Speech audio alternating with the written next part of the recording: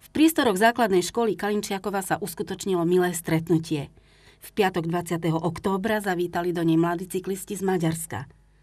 Dôvodom bolo pridružené podujatie k veľkému maratónu Viedeň, Bratislava, Budapešť. My tých projektov na škole máme viacej, ale každý projekt, ktorý sa týka športu a športu pre všetkých, tak je pre nás vlastne privítaním. Lebo vidíte, naše deti sa pripravujú na výkonnostný šport.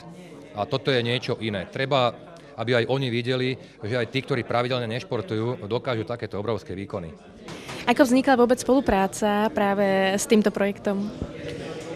Asi 4 roky už vznikli diskusie medzi organizačným výborom Samsung Maratónu a Slovenským atletickým zväzom.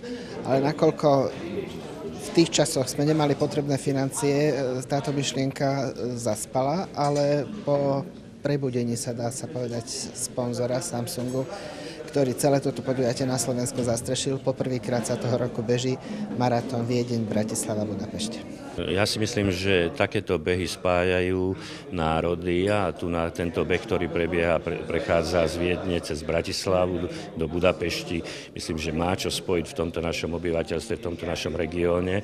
A myslím, že je to pekné a sme radi, že sa zastavili aj na jednej z našich škôl, kde sa stretávame aj s atlétmi, ktorí sú maďarskí a môžeme si aj vymeniť skúsenosti, aj pohovoriť o tom, že aj na našich školách nám vychádzajú atléti.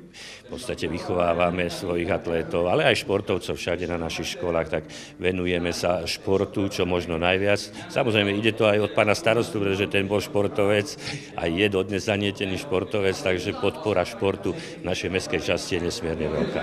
Žiaci našej základnej školy si s maďarskými vymenili darčeky a mladí cyklisti sa občerstvili v školskej jedálni. Boli sme zvedaví, aké pocity majú z podujatia. To završenie veľmi Pôvod bol v jednej svetovej výstave, ktorá bola Viedeň Budapešť, ktorá bola spojená s športovými a kultúrnymi akciami a pred 17 rokmi vznikol z tohto popudu tento pretek. Tým, že aj Slovensko stalo súčasťou Európskej únie, tak sme zvážili, že všetky tri krajiny, ktoré vlastne hranične susedia, by mohli sa spojiť týmito pretekmi. 17.